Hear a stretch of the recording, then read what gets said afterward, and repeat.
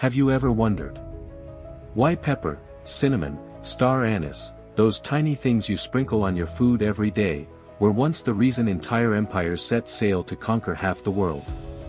Sounds a bit dramatic, doesn't it? But I'm not joking. There was a time when a handful of nutmeg or a pouch of cloves was worth its weight in gold. And from there, colonial expeditions, bloody conquests, and even a global system of exploitation, all began because of one thing: spices. Now here's one of those weird food facts for you. If you lived in Europe back then and wanted to add a bit of flavor to your dinner, you'd literally have to colonize a country. Drop a comment. What spice comes to mind first when you hear the word colonial? Or have you ever been curious about how your meal ended up tasting the way it does today? The story begins in the Middle Ages. Europe was cold, meat spoiled easily, and food was bland as boiled cabbage. Spices, with their ability to add flavor, mask odors, and elevate dishes, became luxury goods. A kind of kitchen magic that symbolized wealth and power. But here's the thing: Europe didn't grow any of these spices. All the cinnamon, star anise, pepper, cloves, nutmeg, came from faraway lands, Asia. More specifically, Southeast Asia, Indonesia, India, Sri Lanka. These places were known as the Spice Islands. Sounds fragrant already, doesn't it? From the 15th century, Europe entered a phase of spice fever. Major empires like Portugal, Spain, followed by the Dutch and the British, began sending ships to find sea routes, to avoid buying from the Arabs, who controlled the overland trade routes. Christopher Columbus set sail to find India, and accidentally stumbled upon the Americas, thinking it was a shortcut. But in his mind, what lured him wasn't glory, it was cinnamon and pepper. Here's another one of those weird food facts: if it hadn't been for spices, the United States as we know it today, might not even exist. Think about it: if Columbus hadn't been misled by his hunger for spices, would he have ever stepped foot in the New World? What do you think about a whole continent being discovered, just because of a few peppercorns? When Europeans arrived in spice-producing regions, it wasn't peaceful trade. They saw something valuable and they took it. The Banda Islands, the only place that grew nutmeg at the time, witnessed horrifying massacres under Dutch colonial rule. Thousands were killed just to control that tiny seed. Just imagine, a handful of spice powder, the same stuff you can buy for a few bucks at the supermarket, once caused wars, treaties, land seizures, and laid the foundation for cultural domination. Now, does that curry bowl or chicken pho you love feel a little more historically heavy?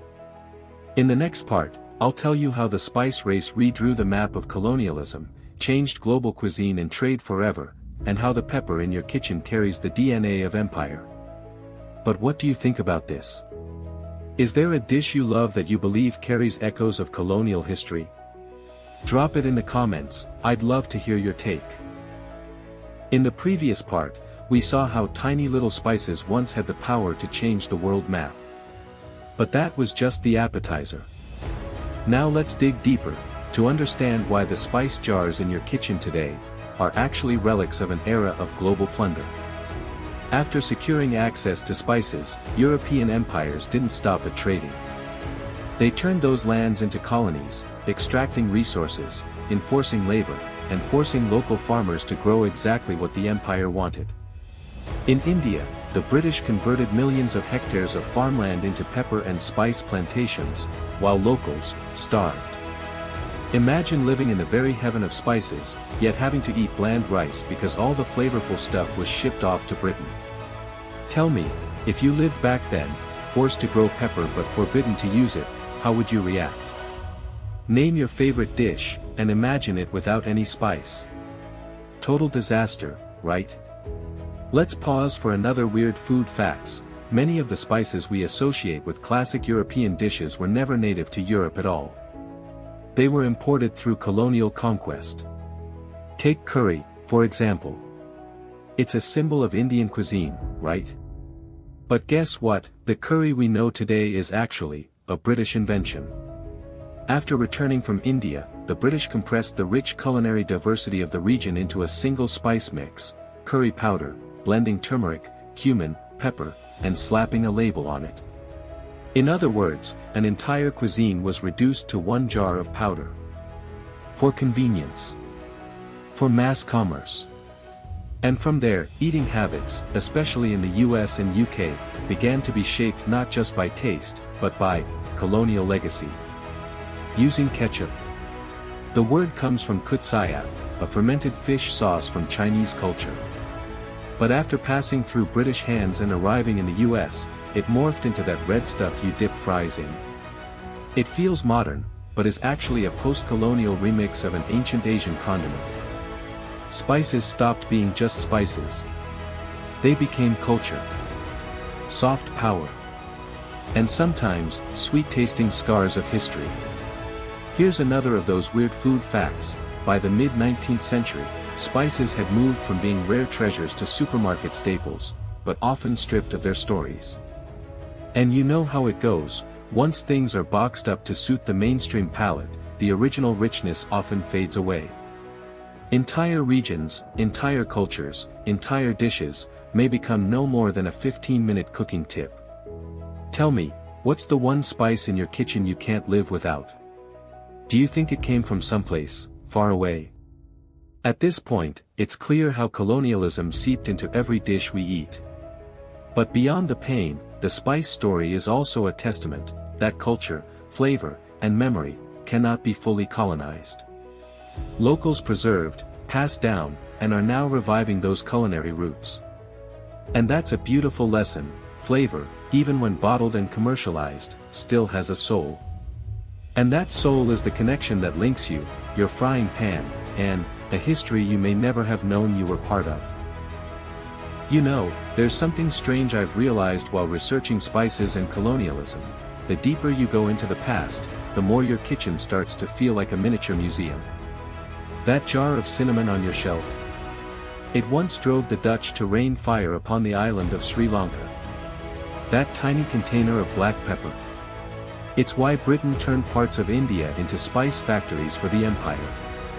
Even that curry you order every weekend carries centuries of cultural blending, coercion, and compromise. When you think about it, colonialism didn't just seize land, it seized taste. It forced native people to eat differently, cook differently, sometimes for survival, sometimes to appease the white colonizers. And on the flip side, it gave Westerners a taste of foreign cuisines, but in a version diluted and repackaged for comfort. Ever had Asian food abroad and thought, something feels off? That flavor might very well be a byproduct of colonial culinary history. One last weird food facts to leave you with: even if you cook a dish today with spices from around the world, you're participating, knowingly or not, in a story centuries old. Despite all that force and appropriation, spices didn't lose their soul. Indigenous cuisines survived. In fact, they're thriving. Today, young chefs around the world are reclaiming traditional ways of using spices, telling food stories in their ancestral languages. And we, home cooks, foodies, ordinary eaters, can be part of that movement too. It's simple: ask a bit more about where your food comes from. Read that spice label. Try cooking something the traditional way. Every small gesture is a quiet nod to history, not to dwell in it, but to understand what we're truly eating and living. Have you ever cooked a dish from another culture, and had a memorable story with it? Share it. Who knows, your story might inspire someone's next culinary journey. So you see, colonialism isn't just textbooks, wars, and maps. It lives in the slight tingle of spice on your tongue. In the turmeric stain on your fingers. And sometimes, understanding that, is a gentle way of connecting to history without turning it into a burden. Every time you cook, you don't need to call out empire. But even a little curiosity is enough to turn your kitchen into a space of cultural exchange. If you enjoyed this story, don't forget to follow this channel, so you won't miss the next podcast episode. Each one dives into a new, deeper, weirder story, but still feels cozy, flavorful, and real. Thank you for listening all the way to the end. I know your time is precious, so thank you for spending it with me, traveling from the Banda Islands to your dinner table.